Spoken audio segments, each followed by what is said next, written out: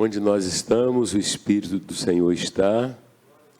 Onde o Espírito do Senhor está, onde o Espírito Santo está, Jesus está. Onde Jesus Cristo está, Deus o Pai está. Se Deus é por nós, quem será contra nós? Os dias estão passando e estamos nos aproximando certamente do grande dia. Mas o Senhor está nos dando oportunidade, como também dando oportunidade de poder assentar aos habitantes do planeta Terra. Aqueles que não morreram, né? Eu acredito que também tiveram suas oportunidades. Então, temos lidado muito com a morte, entre a vida e a morte. E é muito importante prestarmos atenção naquilo que é de suma importância para o tempo e para a eternidade. Para o tempo e para a eternidade. Então, querendo recuperar o vigor espiritual que caracterizou os nossos primeiros, lá no começo, a partir de Jerusalém, e isso é possível hoje porque o Espírito Santo está aqui. Meus amados, nós vamos escolher aqui, inicialmente no livro de Atos mesmo, né? No livro de Atos dos Apóstolos.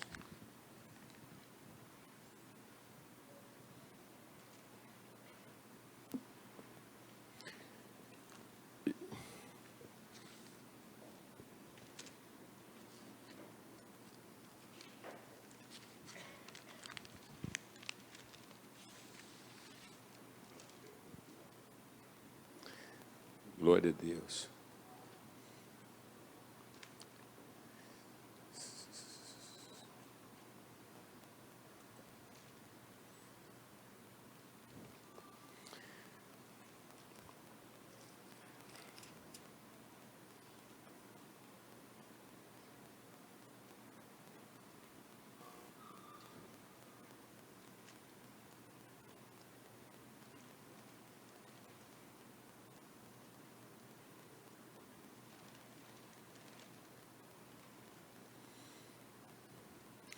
Vamos pegar o livro de Atos, capítulo 6.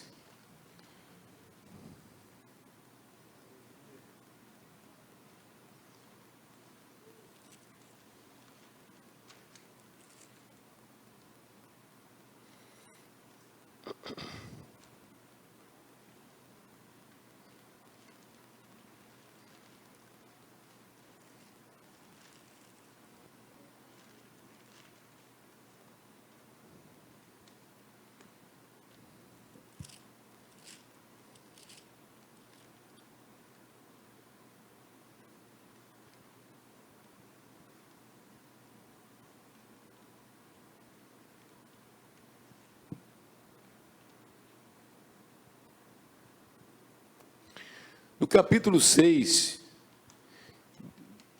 de Atos, nós vamos, então, identificar uma designação direcionado àqueles primeiros crentes, né? Nós estamos bem familiarizados quando se fala irmãos, né? Porque irmãos significa parentesco, né? Existe o irmão de sangue, filhos, né, dos mesmos pais, e também aprendemos que quando nascemos de novo e entramos na família, que é outra família, uma família de Deus, relacionado a Deus, somos filhos, Ele é nosso Pai, e relacionado aos demais, como integrante de uma família nova, somos irmãos. Então, isso aí não é nenhum problema, né? Então, nós somos irmãos. E mesmo Jesus, Cristo, nosso Salvador, ele também não se envergonha de nos chamar também seus irmãos, né? De acordo lá com Hebreus. Então, nós somos chamados de irmãos, porque até a própria oração do Pai Nosso, quando Jesus ensina a orar, ele diz, vocês devem orar e dizer, Pai Nosso, que estás no céu, Pai Nosso. Quer dizer, eu não sou filho único, né? Nós não somos filhos únicos de Deus. Ele adquiriu para si vários filhos mediante seu Filho único, que é o Senhor Jesus. O Filho unigênito, de uma maneira tão especial, mas por meio dele, tanto que diz lá em João 1,12, a tantos quantos o receberam, deu-se-lhes o direito de serem chamados filhos de Deus, a saber os que creem no seu nome. Então, ô irmão, ô irmã, ô irmã, ô irmão, ô irmão. E isso na Bíblia é uma coisa muito forte, né? Nós somos e nós temos um único Pai, certo? E o Pai é o Deus Todo-Poderoso, nosso Deus e nosso Pai. Seja honrado e santificado. Existem outras designações, mas eu faço essas primeiras colocações para dizer que esses irmãos, componentes da família de Deus, correto? Nós os conhecemos também na Bíblia como discípulos. Discípulos. Então, lá em Atos capítulo 6, no versículo 1, diz assim, ora, naqueles dias, multiplicando-se o número dos discípulos. A gente percebe que raramente se fala assim, né? Não se chama tanto discípulos, vocês já perceberam?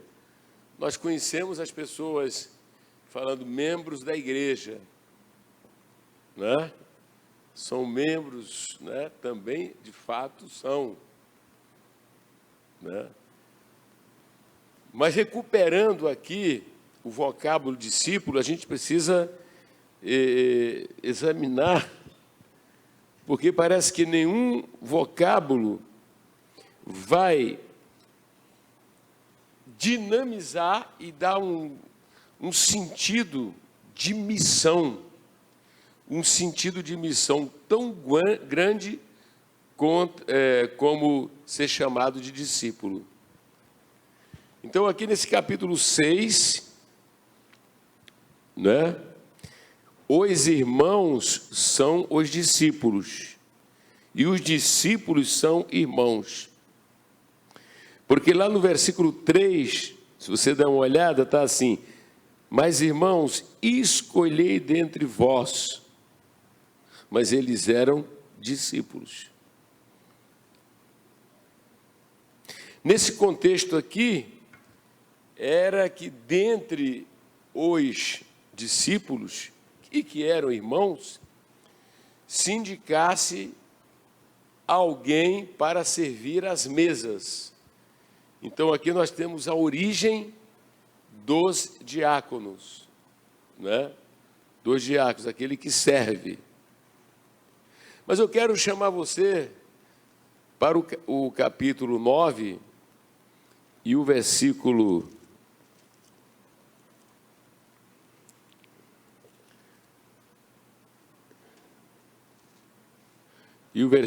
10, capítulo 9, versículo 10, onde lemos assim, ora, havia em Damasco um discípulo chamado Ananias. Havia um discípulo chamado Ananias. A gente vai observando que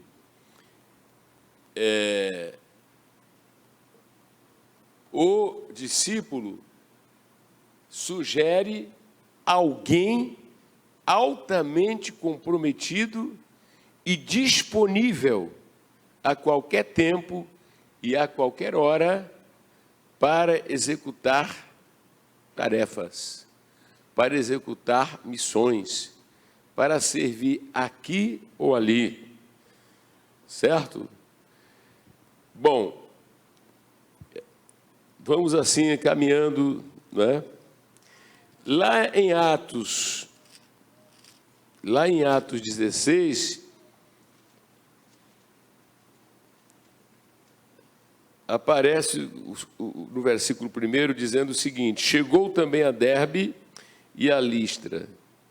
Havia ali um discípulo chamado Timóteo. Havia ali um discípulo chamado Timóteo, filho de uma judia crente, mas de pai grego. E o versículo 2, dele davam bom testemunho. Davam bom testemunho deste discípulo.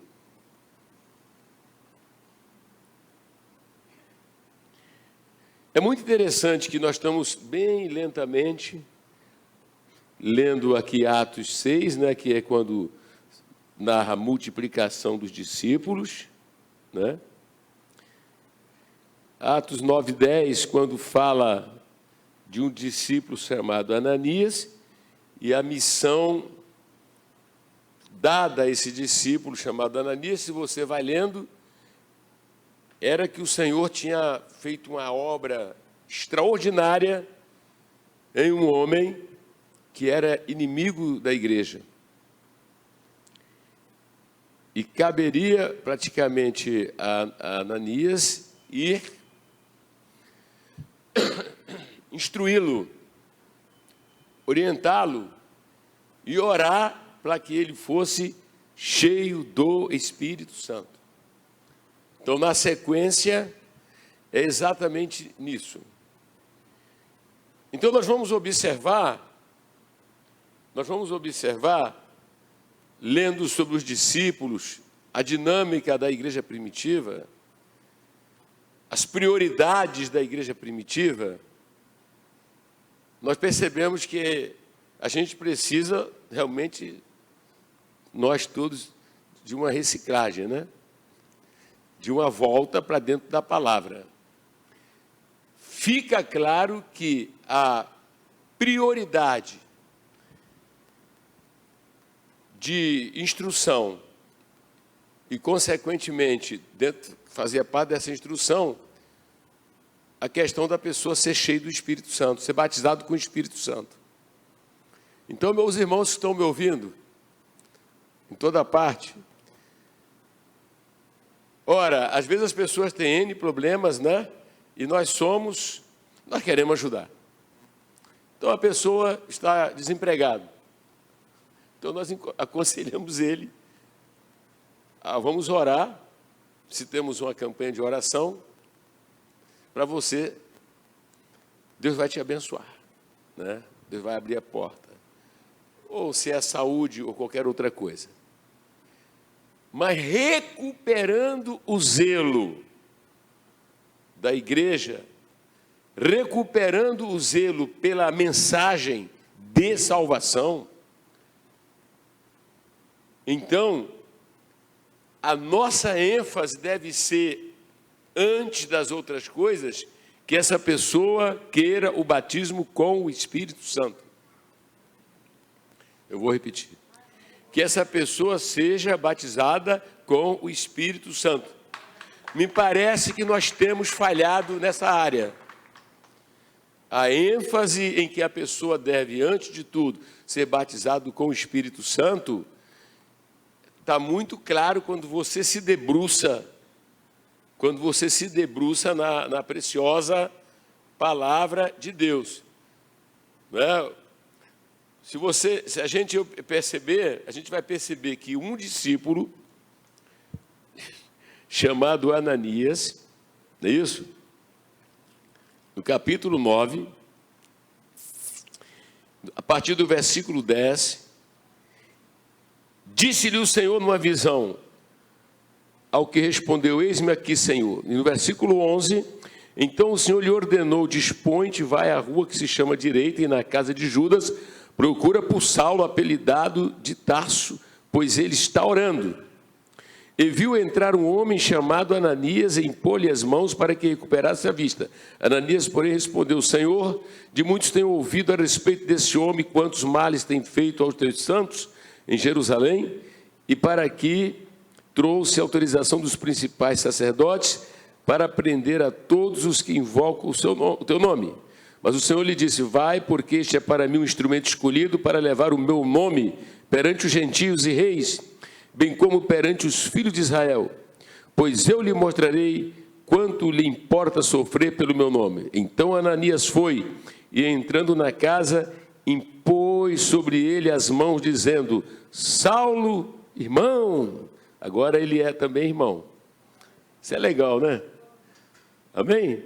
Olha, eu quero me empenhar junto com o Espírito Santo liderando, eu quero me empenhar com os pastores, com os obreiros e com a igreja, para a gente, sabe, recuperar em todos os sentidos, não é? Essa dinâmica, esse entendimento do irmão. Você vê que ele agora, o camarada era inimigo, corriam dele, fugiam dele. Corre que Paulo vem aí. Corre, quem está vindo? Paulo e a turma com ele. Todo mundo correndo do homem.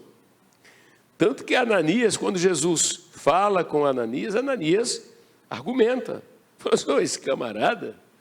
Só que o Senhor já tinha tratado dele. Levante a mão assim e fala assim, Senhor, trata agora o coração de qualquer pessoa que hoje se coloca como inimigo do Evangelho, um inimigo da igreja, um vizinho, um síndico, não é? Um chefe, correto? Um professor, alguém na repartição, um militar, seja quem for, Senhor, que eles sejam convertidos, porque o Senhor é assim, tá vendo?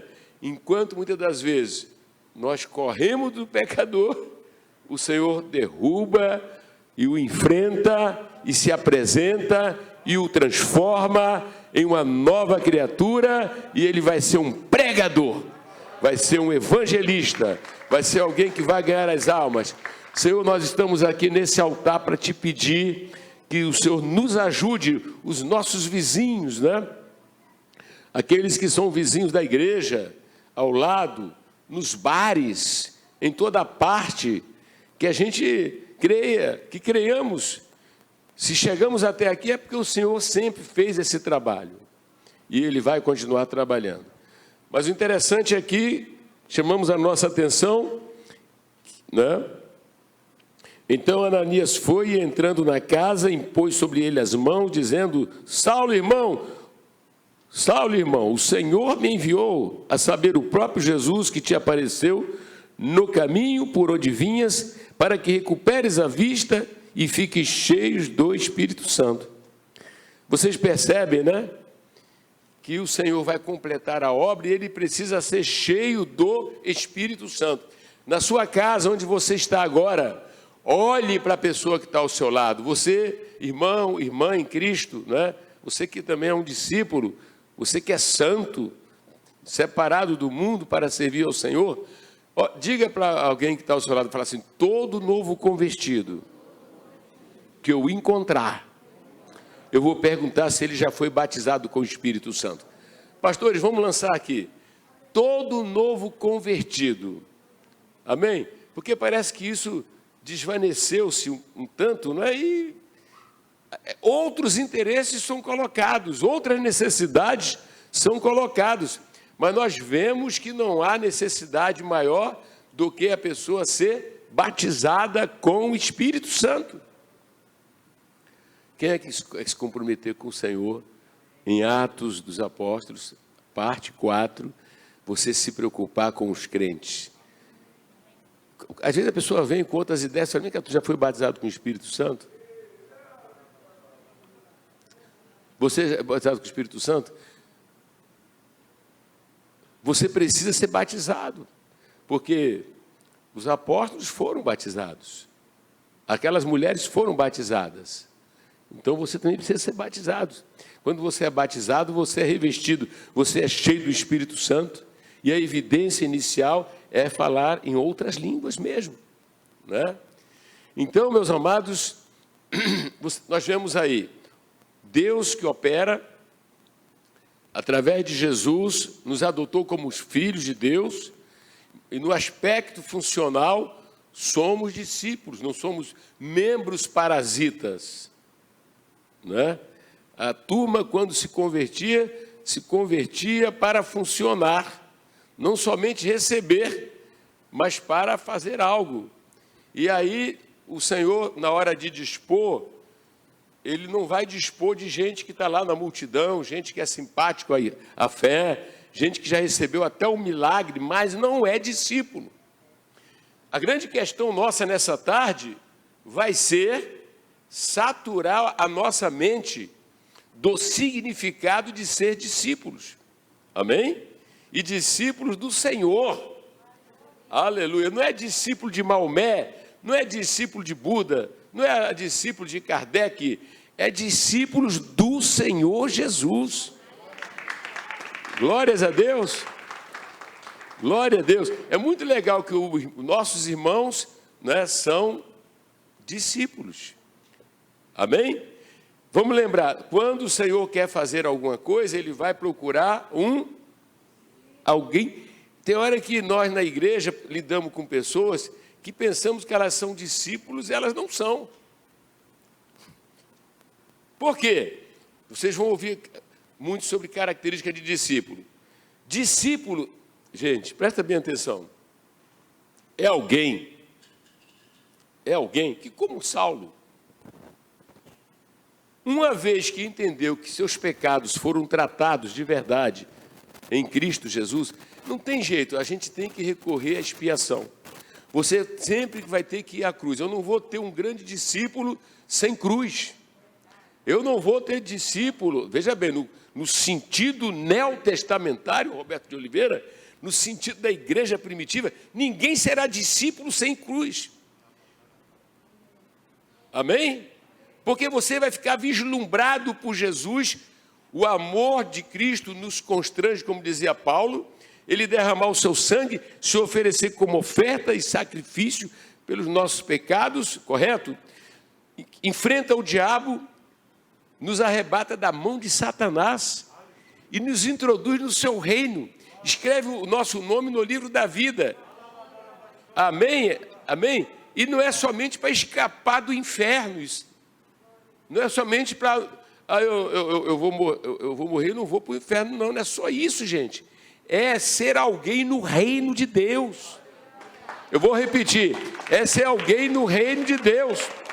Os poderosos da terra, você os vê no executivo, você os vê no judiciário, você os vê no legislativo, você os vê no mundo do esporte, no mundo do cinema, no mundo do empresariado, não é isso? E quem somos nós andando para lá e para cá? Não passamos de estatística, né? Não passamos de um cartão de identidade. O número de identidade, sim ou não? Sim ou não? Sim. Discípulos, ouçam. Agradou ao Pai vos entregar o reino. Nós vamos trocar de cadeira. Vamos trocar de patamar. Glórias a Deus. Sem desrespeitar aqueles que exercem autoridade, não é? Entenderam? Mas veja bem, mas no mundo vindouro somos nós. Vocês não entenderam nada. No mundo vindouro somos nós. Sabe o que é que se diz de nós? É que vamos participar de julgamento de anjos. Anjos que fizeram mal. Está escrito isso. Glória a Deus. Louvado seja Deus. Então nós já vamos entendendo que um discípulo é alguém que tem os olhos fixos, né, no Senhor, e a partir do Senhor, na glória Então, eu tenho certeza que muito parte dos crentes não vislumbram isso. Fica numa vidinha mediana. Aí é tribulação, né? Tribulações de cunho mais pessoal, inclusive. Né? De cunho mais pessoal. Porque eles não vivem essa dimensão. Então, vamos entender o seguinte. Quando você é chamado para salvação, libertação do estado de condenação, se torna um filho de Deus, é introduzido numa família, e você é um discípulo, e ele conta com você para o serviço dele aqui agora, mas te introduz num patamar de grande recompensa, grande galardão, grande recompensa no mundo vindouro. Amém? Além de bênçãos aqui, quando ele diz lá em Mateus 6, né? Buscar em primeiro lugar o reino de Deus e a sua justiça, e demais coisas serão acrescentadas. Então nós queremos nessa tarde revigorar o conceito de discípulo. Amém? Olha para a irmã que está ao outro lado, você é uma discípula? Você é um discípulo? Por exemplo, o Senhor Jesus pode falar com você, através do pastor, olha, você com o teu carro aí, vai chegar uns irmãos aí de BH e tem que ir lá buscar esses irmãos. Ou então precisa de uma casa para hospedar.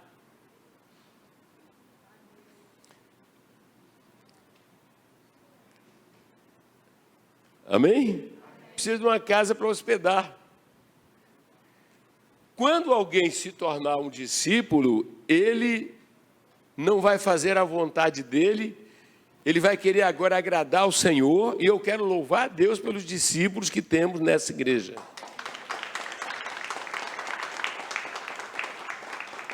Vocês percebem que o Senhor Jesus, ele fala com Ananias, e Ananias vai obedecer ou não?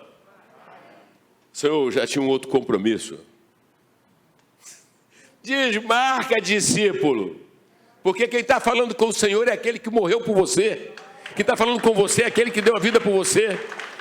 Quem está falando com aquele que é o Salvador, libertador e é seu dono.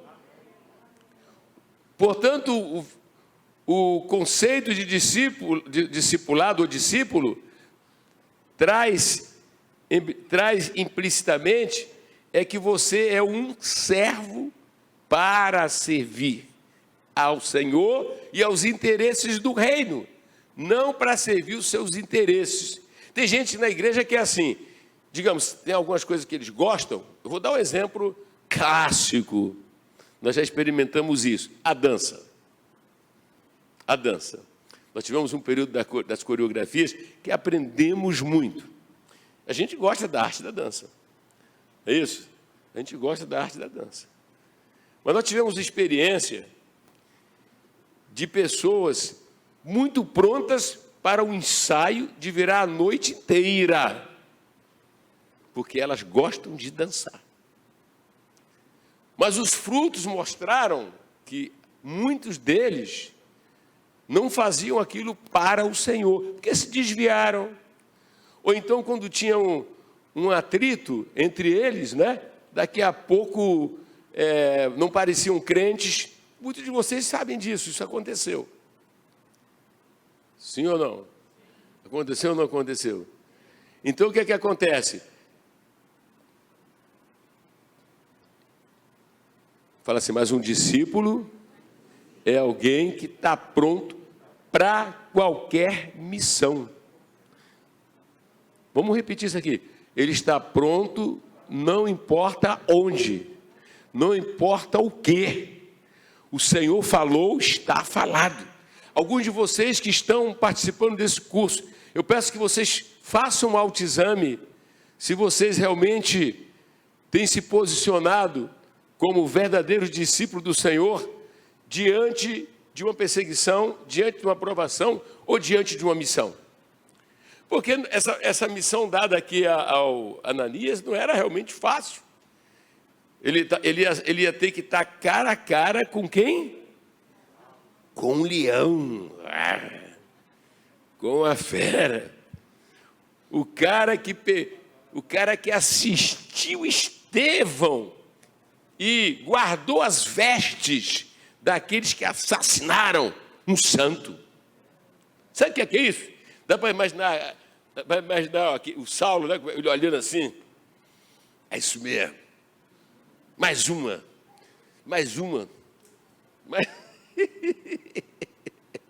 Aí o cara não sabe o que aconteceu depois, quando ele foi para Damasco, né? E aí então Jesus aparece e vai falar, ó, vai lá em tal lugar. Vamos guardar uma coisa, quando o Senhor mandar, podemos ir, porque Ele já desfez o mal.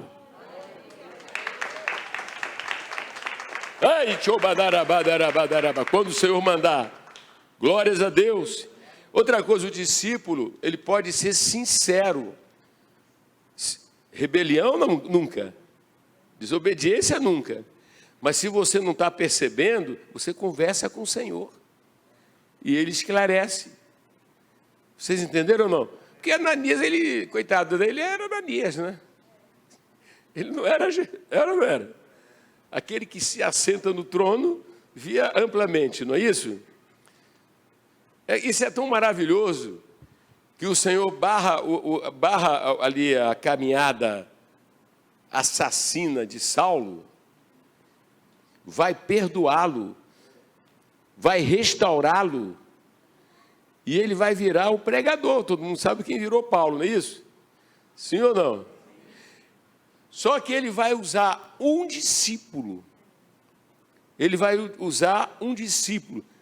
Às vezes tem gente que quer ser usado na igreja em certos setores, tem ambições, mas você não é um discípulo. Porque um discípulo, ele não vai fazer o que ele quer, ele vai fazer aquilo que o Senhor quer.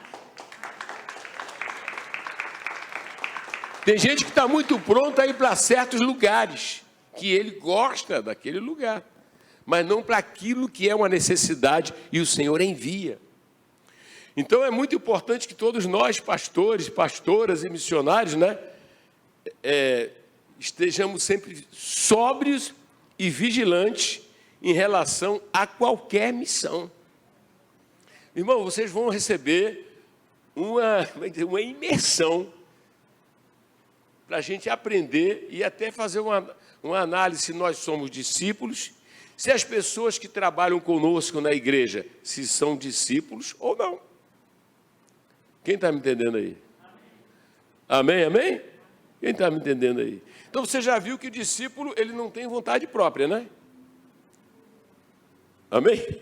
O discípulo, ele só tem um desejo, agradar e fazer a vontade daquele que o salvou. Vou repetir, isso tem que ser repetido. Um discípulo, ele precisa querer entender que ele só tem que agradar a quem?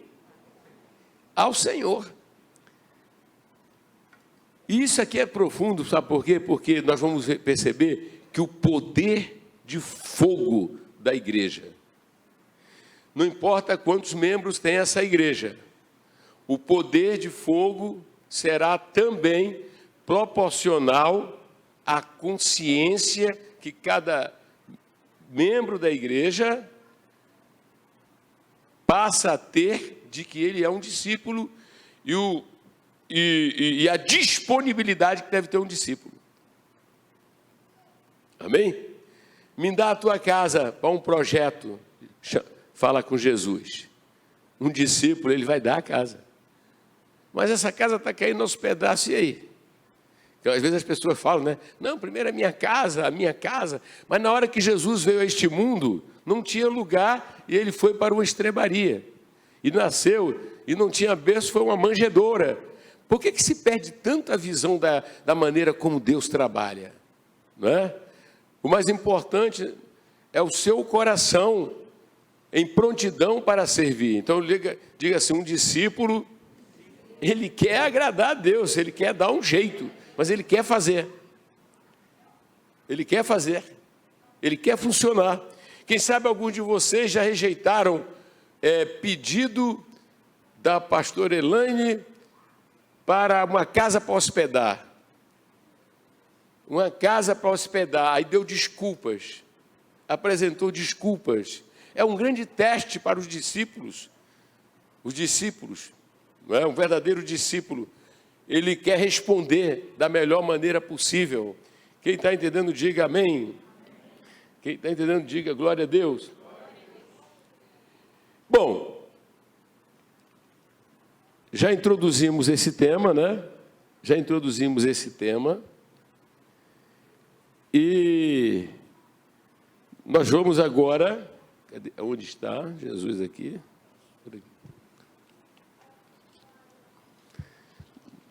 Nós vamos agora chamar algumas pastoras ou missionárias. Tem um microfone ali.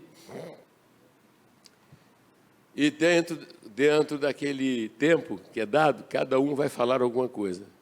Pastor Evandro, você também preparou? Vamos começar com o pastor Evandro?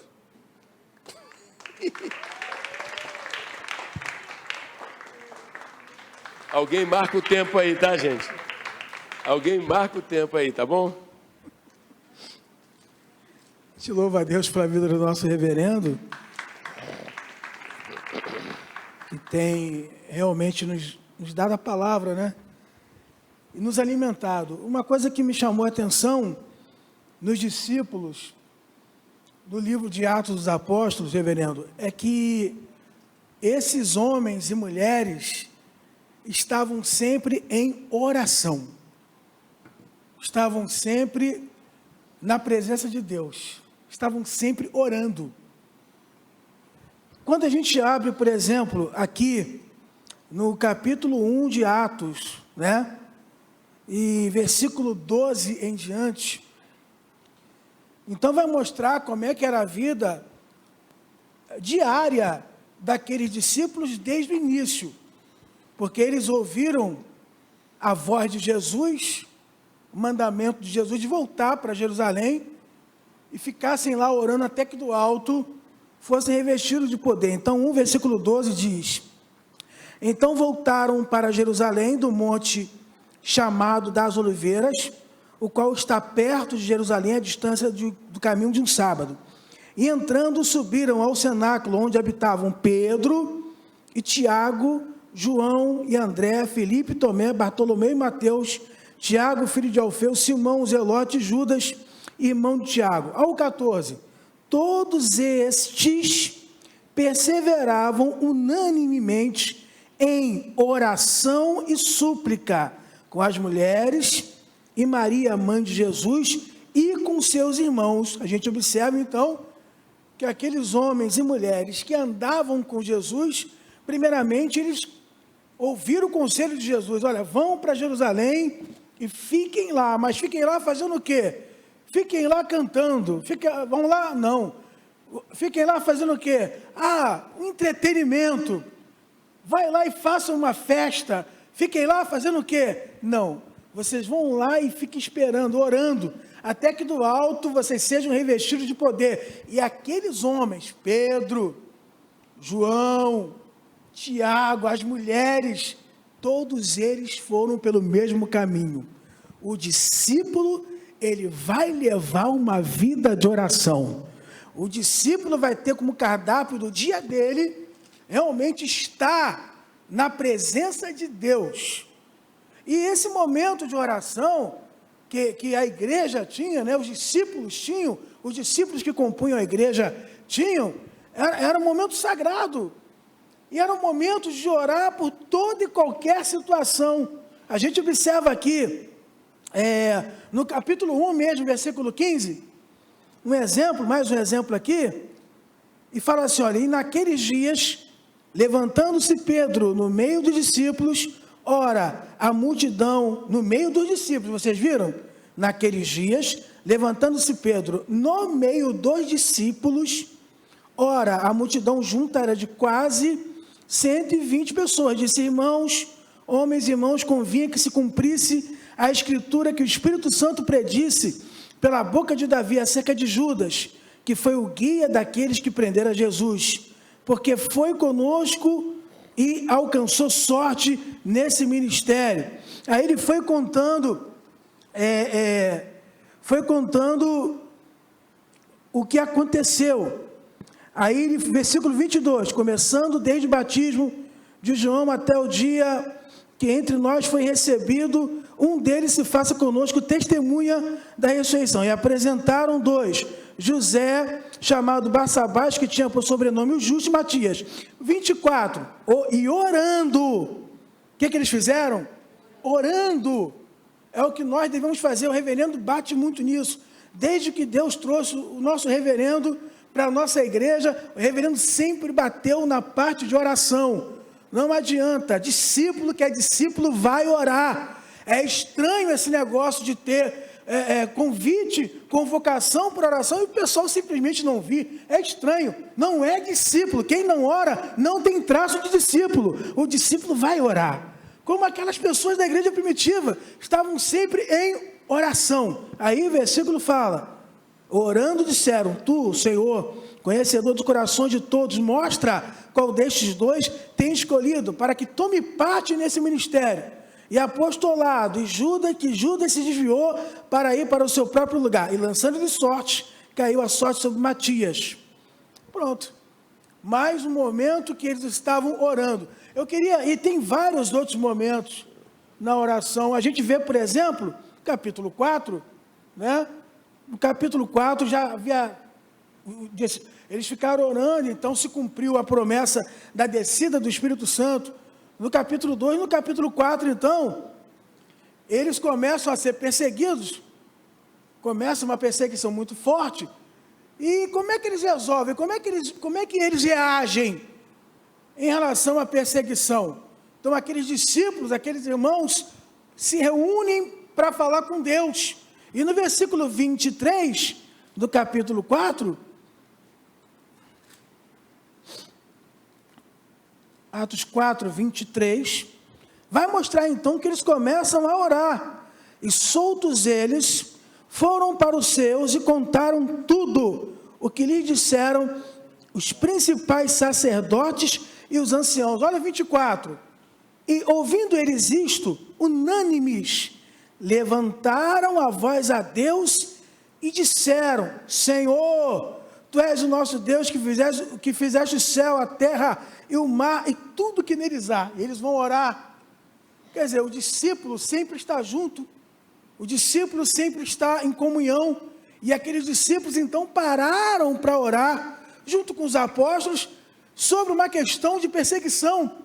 E a oração foi tão forte que Deus fez algo grandioso, porque no versículo 29 eles falam, agora, pois, ó Senhor, olha para as suas ameaças e concede aos teus servos que falem com toda ousadia a tua palavra, enquanto estendes a tua mão para curar e para que façam sinais e prodígios pelo nome do teu santo Filho Jesus. Olha o 31. E tendo orado, olha só a palavra oração, olha só as variantes de oração que aparecem. E tendo orado, moveu-se o lugar em que estavam reunidos. E todos foram cheios do Espírito Santo e anunciavam com ousadia a palavra de Deus. As coisas só vão acontecer na igreja quando o povo se reunir para orar. As coisas sempre aconteceram na igreja primitiva quando eles se reuniram para orar. Sua vida vai passar por uma transformação se você realmente vier para a oração, se você realmente se juntar com o nosso reverendo e os irmãos e os discípulos para ter uma vida de oração, senão você vai ser derrotado. Agora algo para terminar aqui, livro de Atos capítulo 12, é uma oração emblemática que o Herodes fez uma grande perseguição contra a igreja e resolveu então mandar decapitar Tiago. E aí ele pensou que com Pedro seria a mesma coisa, né? E aí a gente observa o seguinte, capítulo 12, versículo 1, por aquele mesmo tempo Herodes estendeu as mãos sobre alguns da igreja para os maltratar, matou a espada Tiago, irmão de João, e vendo que isso agradara aos judeus, continuou mandando prender também a Pedro, e eram os dias dos ázimos, e havendo-o prendido, o encerrou na prisão, entregando a 4 quaternos de soldados, para que o guardassem, querendo apresentá-lo ao povo depois da Páscoa. Pedro, pois, era guardado na prisão. Mas o que acontecia? O que a igreja estava fazendo? O que a igreja estava fazendo? Não estava em sua casa vendo televisão, na internet. O povo estava na presença de Deus orando. A igreja...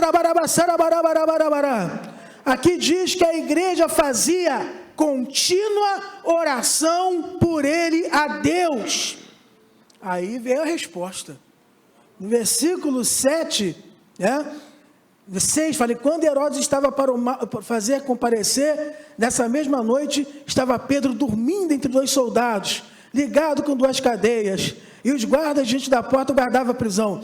E eis que sobreveio o anjo do Senhor, resplandeceu uma luz na prisão, e tocando ao Pedro do lado, o despertou, dizendo, levanta-te depressa, e caíram das mãos as cadeias. E disse-lhe o anjo, cinge-te, ata as tuas sandálias. E ele assim o fez. Disse mais, lança as costas da tua capa e segue-me. E saindo seguia, e não sabia o que era real o que estava sendo feito pelo anjo, mas cuidado que via alguma visão. E quando passaram, a primeira e segunda guarda chegaram à porta de ferro que dá para a cidade, o qual se lhes abriu por si mesmo, e tendo saído, percorreram uma rua, e logo o anjo se apartou dele. Aqui, eu vou só ler aqui, quando ele chega lá na casa, Olha, Pedro, tornando assim, disse, agora sei verdadeiramente que o Senhor enviou o seu anjo, resultado de oração, me livrou da mão de Herodes e de tudo que o povo de judeus esperava. Considerando nele isso, foi à casa de Maria, mãe de João, que tinha por sobrenome Marcos, onde muitos estavam reunidos e oravam. Ou seja, um discípulo estará sempre em oração, fazendo a vontade de Deus. Sim, senhor reverendo. Muito obrigado. Bom, então nós vemos aí o seguinte, um discípulo do Senhor Jesus, Um discípulo. Vamos encontrá-lo na igreja, Vamos encontrá-lo na igreja. Ele responde, ele tem vida espiritual, porque ele nasceu de novo. O Espírito Santo habita nele. Portanto, tem um anelo, tem um desejo de estar na presença de Deus orando. Quem não gosta de orar, carne, e devemos vencê-la, Devemos vencê-la. Devemos andar em espírito. Então devemos assim apreciar, esse tema já foi tocado, mas está sendo tocado no contexto do discípulo, Quer dizer, um discípulo é alguém pronto para orar. Pronto para a oração. A gente tem que estar prontos. Temos que nos oferecer a Deus e à igreja para súplicas, para intercessão, porque os problemas se avolumaram, não é isso? Os desafios são grandes e os discípulos não vão negar fogo. Amém? Os discípulos, eles têm, pastor Evandro, um profundo interesse na oração. Os discípulos, eles estão interessadíssimos. Em Lucas capítulo 11, no versículo 1, diz assim, de uma feita estava Jesus orando em certo lugar, quando terminou, um dos seus discípulos lhe pediu, ensina-nos a orar. Um discípulo querendo aprender sobre a oração. E é fundamental, nós lembrarmos que nós queremos fazer exatamente como Jesus. Vemo-lo passando a noite toda orando, alta madrugada, em todo o tempo. Então, é bem lembrado aqui pelo pastor que um discípulo, ele não deve ter dificuldade com oração, ele deve estar querendo orar pelos objetivos do reino de Deus, orar por suas necessidades, orar pelo Brasil, orar pelo mundo, enfim. E vemos aqui que isso fazia parte, realmente, eles estarem completamente interessados. É muito interessante, quando você vê no livro de Atos dos Apóstolos, por exemplo, as inúmeras vezes que aparece o vocábulo discípulo, então ele aparece mais de 20 vezes, não parece, são 28 vezes, né? Aproximadamente 28 vezes nos mais diversos momentos, né? Nós lemos lá, ainda há pouco, lá em Atos 6, e o problema da assistência, que precisaria ter a atenção, já que se multiplicaram o número dos discípulos e resolveram, né? Depois nós vemos, eu citei ainda há pouco Ananias, que era um discípulo, citei Timóteo, né? Um discípulo. Mas, meus amados, onde nós começamos a perceber essa movimentação de discípulos, né? Eu estou falando da igreja, estou falando do contexto do Novo Testamento, tá certo? O princípio, ele percorre o Antigo Testamento, né? Alguém que forma, e alguém que é formado, e alguém que segue, alguém que aprende. Amém? Alguém que aprende. Então, isso vemos no Antigo Testamento. Mas queremos falar da abundância disso no Novo Testamento. Então, eu convido vocês, e nós vamos para Lucas capítulo 6. Lucas capítulo 6. E é um dos momentos mais lindos na Bíblia, na palavra de Deus, a partir do versículo 12, no gancho da oração, lemos assim: naqueles dias retirou-se para o monte a fim de orar, e passou a noite toda orando a Deus. Meu amado, que coisa espetacular! O homem chamado Jesus, que sendo Deus não teve por usurpação o ser igual a Deus, mas esvaziou-se, assumindo a forma de servo, para cumprir a sua missão de morrer na cruz. Durante a sua trajetória, durante a sua missão, para enfrentar o diabo, o pecado, o mundo e fazer a vontade de Deus. Que humildade e que modelo e que exemplo, né? Isso aqui sempre mexe comigo, naquele